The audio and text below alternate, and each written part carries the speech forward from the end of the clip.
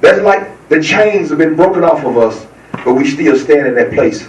So, there's a saying, people said, that if you take an elephant and you take the rope from around the tree, but it's still around his neck, he'll only go so far.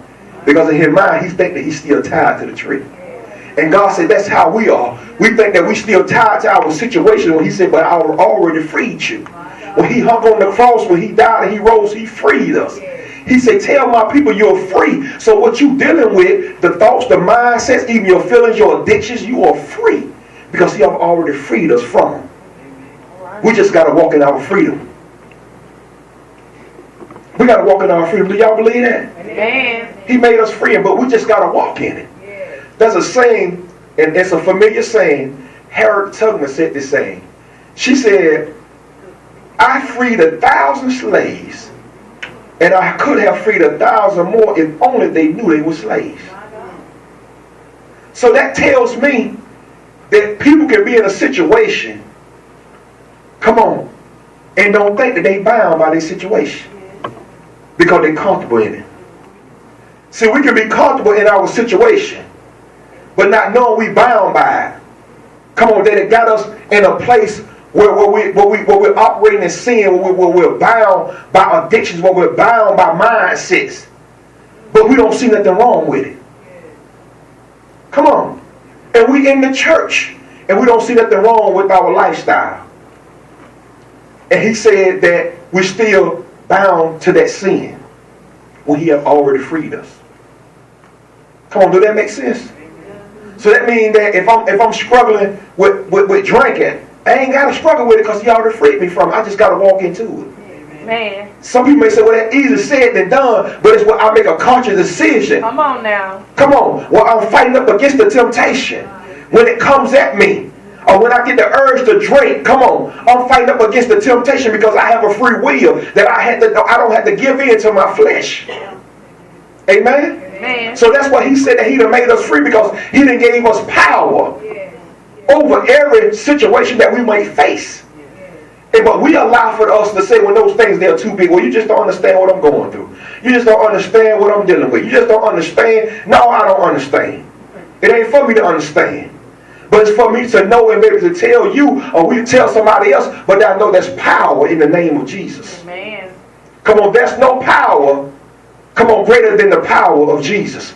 There's no addiction, come on, that he can't deliver us from. There's no stronghold that he can't deliver us from. We just got to want to walk into it. Come on now. So it's a choice. I don't care how long you may have been in it. Come on, but it's a choice to walk away from it. It may be an addiction to nicotine. You just don't know those cigarettes. I just can't let. I gotta smoke. I got a cousin like I just gotta smoke one. No, you don't. I'm gonna quit today. Today my last day. I said, you said that yesterday. Come on, but I understand that it's a choice. And the thing about it, we give the stronghold its power. When we say, this the last time, and I'm through. I ain't gonna drink no more today. This the last time. Or I know when I used to be out there, God, if you deliver me from that hangover, I ain't doing it no more. I'm through. Next week I'm back with that same crew. I'm back doing the same thing. Because there wasn't no real sincerity. It wasn't no real place where I'm ready to move past that. Because I feel like I need it. And it's something when you feel like you need something to help you get over that crave or get over that urge. Or I got some people that I know, this is a guy I know, he feel like he got to drink.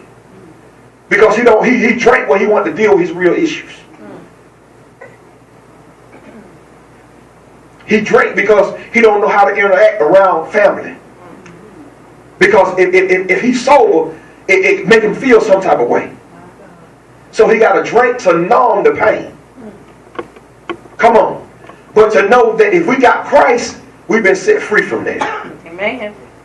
Come on, but that have no longer have a hold on to us. In John chapter 4, I'm reading in the Amplified, they say, now when the Lord knew, when he became aware that the Pharisees had been told that Jesus was winning and baptizing more disciples than John, though Jesus himself did not baptize, but his disciples, he left Judea and returned to Galilee. It was necessary for him to go through Samaria. And in doing so, he arrived at a Samaritan town called Sychar, near the tract of land that Jacob gave his son Joseph. and Jacob's well was there. So Jesus, tired as he was from his journey, sat down to rest by the well. It was then about the 6th hour, about noon. Presently, when a woman of Samaria came along to draw water, Jesus said to her, "Give me a drink." For his disciples had gone off into the town to buy food. The Samaritan woman said to him, "How is it that you, being a Jew, ask me, a Samaritan, and a woman at that, for a drink? For the Jews have nothing to do with the Samaritans." Jesus answered her, "If you had only knew and recognized God's gift, and who is it that is saying to you, 'Give me drink,' you would have asked him instead, and he would have given you living water." She said to him, "Sir, you have nothing to draw with, no drawing bucket, and the well is very deep.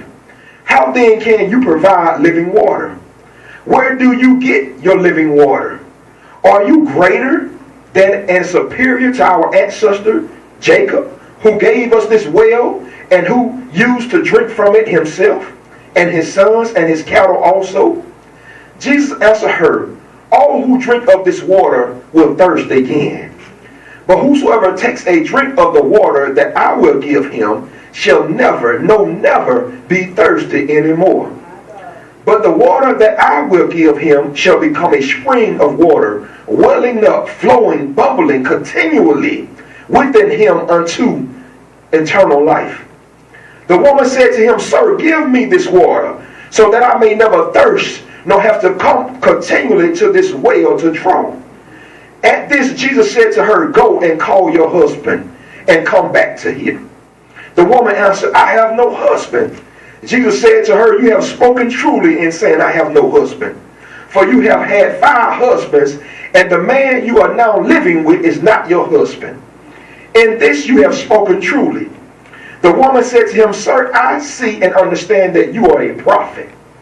Our forefathers worship on this mountain, but you Jews say that Jerusalem is the place where it is necessary and proper